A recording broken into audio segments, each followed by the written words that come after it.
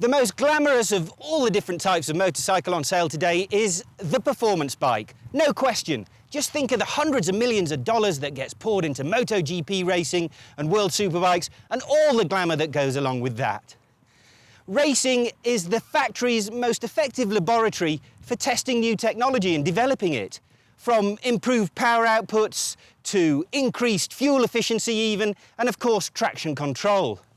Well, eventually all that technology trickles down to road bikes, and the first road bikes that use this new technology in the real world are bikes like these. Well, which is the best superbike of the lot?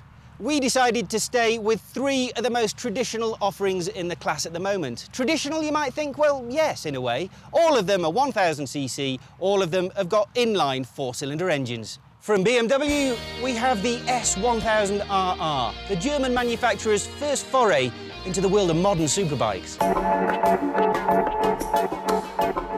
From Italy, we have MV Agusta's F4R. Prettier than the BMW, but can it really hope to compete with all that fantastic German technology? From Japan, we have Kawasaki ZX10R, what we consider to be the current best of the crop from the Far East. We haven't brought the Honda Fireblade, that's missing some technology and a bit of horsepower. The Suzuki is getting quite long in the tooth as well. And Yamaha's R1, well, although we love it to bits, that's also missing a serious injection of BHP. So, which one is best? Well, to answer that question, we decided that we'd be just a little bit, only a bit mind you, professional this time and a little bit scientific as well. So, first test was to head off and see how much these motorcycles weigh.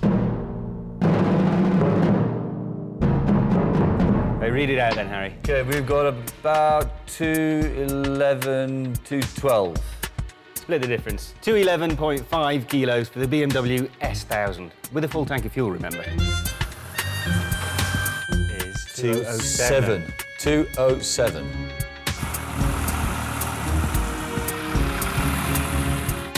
We are at 217. With the weight off? Yeah. 217? 217. That's not bad. With the full fuel tanks taken into account, the Kawasaki at 207 kilos is the lightest by 4.5 kilos over the BMW and by 10 kilos over the MV Agusta. The science didn't stop there either. Oh no! We really pushed the boat out this time and strapped all the bikes to the dyno of one of the country's leading race technicians for a little bit of mechanical teeth pulling. Noddy is our man, and once the bikes are strapped to the Dynojet dyno, he nails them right through fourth gear on the rolling road. This then generates rear wheel, or real world if you like, power and torque figures. These are best viewed in the form of a graph. Or you can just stick it in 6th gear and hit the red line for a theoretical top speed.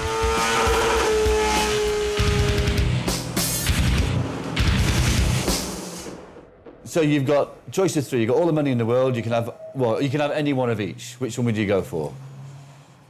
From experience, because I have the on-hand experience, I have to go for the BMW engine. Noddy likes power, and the BMW has the most horsepower at nearly 170 bhp, and it also has great torque delivery, with loads of grunt at fairly low RPM.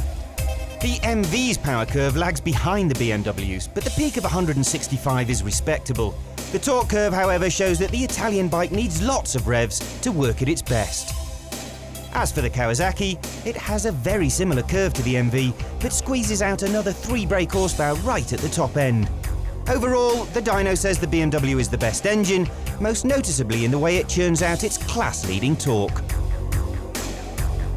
Getting lots of facts and figures now, but what about a first riding impression? What are they like in town, which is, after all, where nearly every motorcycle ride actually starts?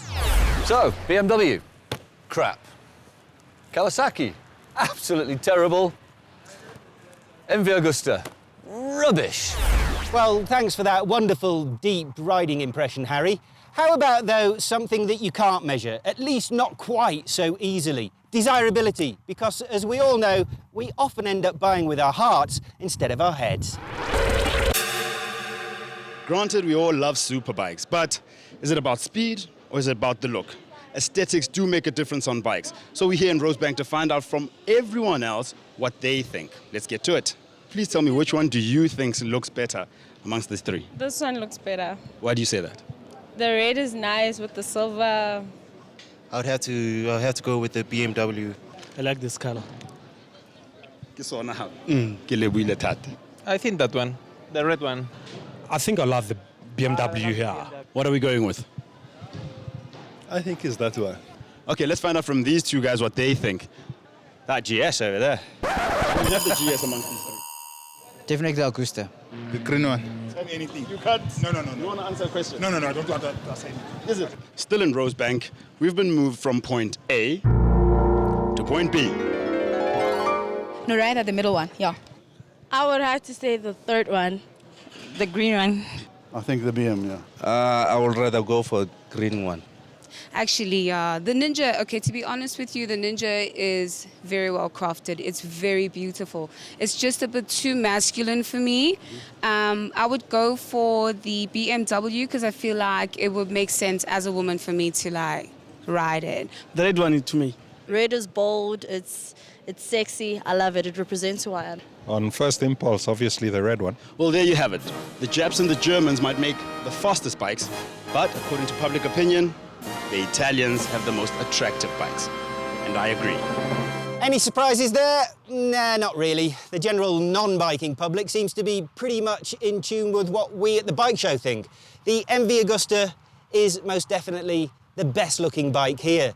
And that's surprising because it's also the oldest shape. It's been around for 15 years now, but it still represents the epitome of what a sport bike should look like. Earlier on, Harry was absolutely adamant that all of these bikes are completely hopeless in town riding conditions. Well, we sent him out to find out what they're like on a nice, gentle country ride.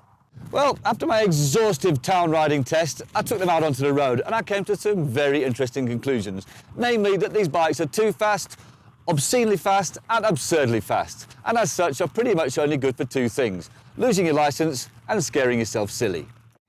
Yes. I can see Harry's got this road testing malarkey down to a fine art. But I know exactly what he means. All these superbikes are so brain-rippingly fast that the only place you can use the performance in any kind of safety is at a race circuit. And so that's exactly where I am. Time to do some testing, and I think I'm going to head off on this, the BMW, because it's the one I'm most familiar with.